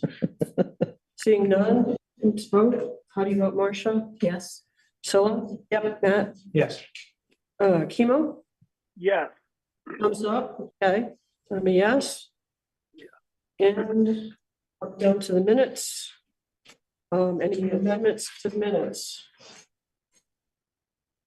Pretty clean and accurate. I move to approve the minutes for November 12, 2025 as presented. As presented. Second. Okay. Any further discussion on that? Seeing none. Marcia, how do you vote? Yes. Sean? Yes. Matt? Yes. Chemo? Yes. Good thumbs up on that He's one. getting more tired. Okay, and I'm a yes. Receipt of correspondence. List. Brian Riordan regarding speeding on Union Village Road. Jared Dunn agrees, a message agreeing with Brian. Jen Shepherd chiming in, also agreeing about speeding and also noticing Church Street speeding. Number 4 was Janice Starkey from SAU 70 was seeking minutes of the information meetings from 2024 and 25. I did chat with Brennan about this and thought, we're not really quite sure jurisdictionally how this should be handled as far as minutes of that meeting, but offered that perhaps if the board agreed that the town could make very simple minutes, retroactive minutes of those 2 meetings, like from the YouTube tapes or something, just to satisfy that requirement. Or this could be an agenda item to sort out exactly how we should. They had been historically, I think, taken by when Bonnie Monday was the clerk. She had taken them, but they haven't been taken by our clerk since then. I think it'd be worth having that as an agenda item to say, should we have them and who should take them? Okay, Brennan? So maybe, I'm not opposed to having an agenda item, but just recognize that those meetings are taped. So we have a full replay for anyone who would like to learn about that.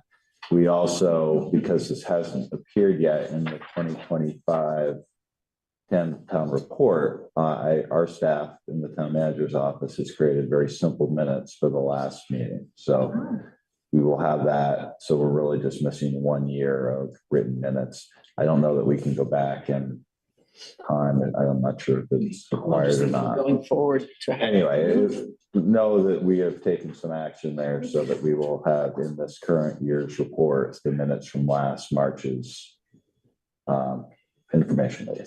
We'll put it on our parking lot, though. Okay, and then, I think, well, there's a hand up. oh, I'm sorry. Hi, Lily. Would you like to speak to this? Yeah, thank you. I just want to make very clear that because we're an Australian vote town, the informational hearing is the purview of the select board. So I don't know how it was done previous to me, but statute says that you guys have to warn that meeting and you guys are specifically responsible for the minutes. So just so we're clear on that one. Don't tell Jenny. Okay, thank you. All right, moving along. Marcia sent a memo regarding an update to the select board handbook concerning elected officials' compensation.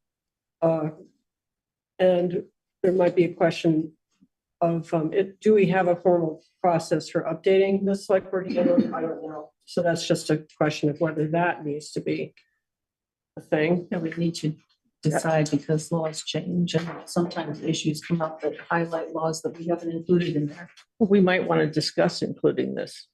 Well, I'm just thinking that might be another agenda item. Yeah. If you guys agree, okay. So how what a process for updating the handbook? Now, remember, this is law that is updated in the handbook. Okay. And then number 6 was the TRORC Shared Energy Coordinator renewal offer, which was put in there. And I don't know what we do with that. The amount was coming up with. It's budgeted for the coming year. Okay, so that was 31,590. Yeah. So that's in the budget. Budget is 52,500. Okay, so that was really it for correspondence. Someone like. I move to adjourn this meeting. Wait a minute, we have first have to receive the correspondence. Oh, Do that sorry. first. We'll move this right along. I move to receive all correspondence. Is there a second? Second. Second. Okay, need a light here. Okay, Now I'd like to move, oh, I know, it's not, oh, Marcia, how do you vote? Yes. Solid? yes. Matt? Emo? Yeah, Thumbs up, okay. And Wait, now. sorry, go who ahead. seconded that? Who seconded that? It was Matt, sorry. Okay, we're- cool, thank we're you. Trying to go, Poor Jenny. getting a little punchy, and poor Jenny, yes. Come on, poor chemo. You And- sound terrible, both of you, by the way. Okay, go ahead, Priscilla. I moved to adjourn the meeting. Second. Okay. Marcia, how do you vote? Yes. Okay, and Priscilla, Yes. Matt, Yes. Emo, yes. thumbs up. And yes.